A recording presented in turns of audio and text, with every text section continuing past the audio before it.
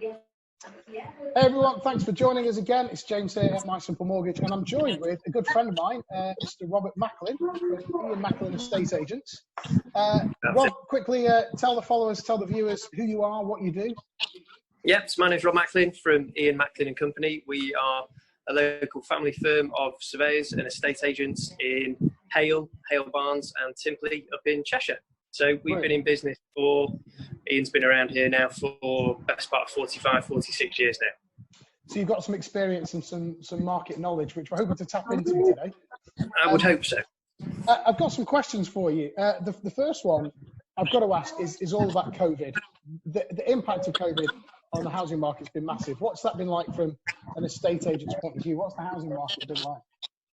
So I think for us, it's been, it was a busy start to the year, certainly. And with all the developments that were happening kind of from January, it was still very strong.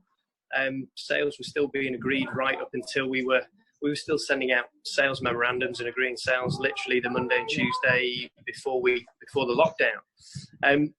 The lockdown itself has meant that, we made a choice ourselves not to do virtual viewings and that sort of thing.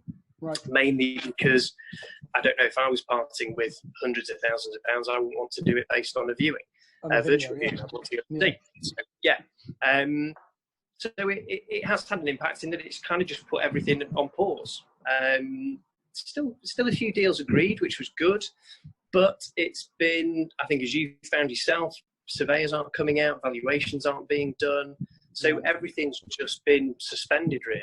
That was like we were talking before, the big thing for us, if a surveyor can't go out and see the house, lenders weren't prepared to lend against them. It's not that they had no money, but if the bank's not seeing the house, they don't know if it's going to fall down or if it's actually worth £200,000 or 50 or a million, So I don't know what you... We had a few of these sort of remote valuations or desktop valuations, as they like to call them. And they've been okay, I think. But I think you have to be putting down a pretty healthy sum of money to be getting one of those done. There was one lender who kept it 90%, and I think they had to take out a lot of insurance to handle that. But most people just dropped down to about 60% loan to value. And where that was difficult for us was applications that were in flight just got killed. They just got knocked off. The good news is we're now seeing lots of products come back to the market. We've just got our first product back at 95%, which is great. Which is great for first-time buyers. And I wanted to talk a little bit about first-time buyers. We're kind of predicting a bit of an upswing in first-time buyers coming out of this. Maybe that's people who have been living with parents and they've been trapped in their parents' house for the past 8 weeks and said, I'm out, I've had enough. What would be really helpful for some of our people viewing this? First-time buyers, they're going to go and buy the first house. They've called up your estate agent because they've seen the house they want. What can we tell them? What are good things for them to know? What are some things that you wished your first-time buyers knew when they go into buying a house? I think at the moment, a lot of people, and it's going to depend on where you are, area to area. I think for us specifically, we're a small local firm or a big local firm, but we are very restricted in a sort of 4 or 5 mile radius. For us, I think a lot of people automatically assume that prices are going to change for the worse, but we're in an area where it will hold its value very well. So I think we're going to find if you sort of try and play the game of putting low offers in, somebody else will come in and buy it before you. I was going to ask what you thought about house prices, actually. Come back to the first time buyer. House prices, next 6-12 months, are we going to see a drop out in the market, do you think, or are things going to hold steady? I think for us, again, it depends on your location. There are going to be areas which are going to be more volatile than others. We've seen it before. We've gone through this in 2008, and we tend to hold our values. We kind of plateau as opposed to sort of coming up and down. And then certainly here, we catch it on the next upturn, and then we sort of over exceed that as well.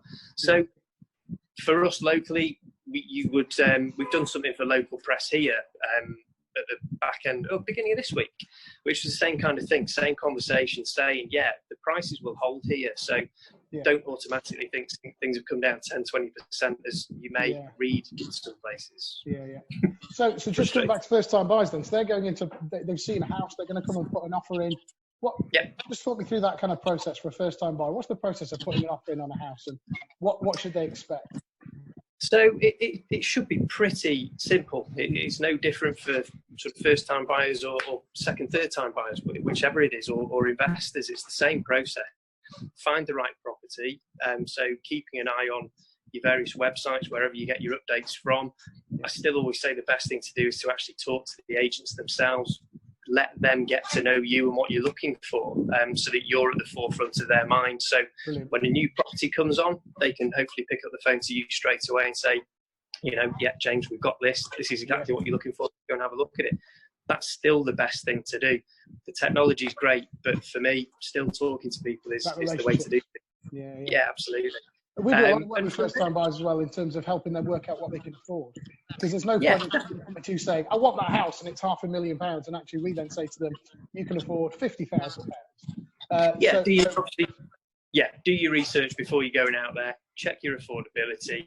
Check what your levels are. And then obviously set your search parameters accordingly.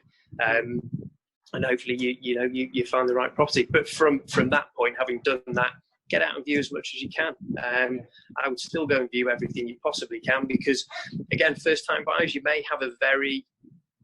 we'll meet people who maybe have a very set idea of what they want as first-time buyers.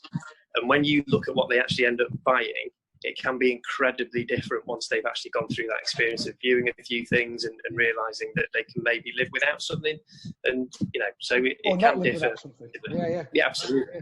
So it can differ massively. So, yeah. So for people in the Northwest, South Cheshire area, ianmacklin.com is the website, isn't it? And you guys are open. You've got houses to sell. It's been great since our industry's announcement on Tuesday night that we were kind of back in business the next morning at 9 o'clock. We've sort of officially reopened on Monday, but we were still doing viewings at the back end of last week. There's new properties coming on the market. There's a lot of activity. The viewing diary's booked. There's sales being agreed. So everything is very positive. It really is. I know people will expect me to say that, but that's the truth of it. Brilliant. Well, Rob, I really appreciate your time. Thanks for taking time to speak with us. That's really encouraging news about the housing market. I've done some work with Rob in the past and hope to do some more in the future, but Rob is a great estate agent. So go onto their website, get in touch with the guys if you're looking in that area, and guarantee that these guys will get you a good deal. But, Rob, thank you very much for your time. We'll speak to you again. Absolute pleasure. No problem at all.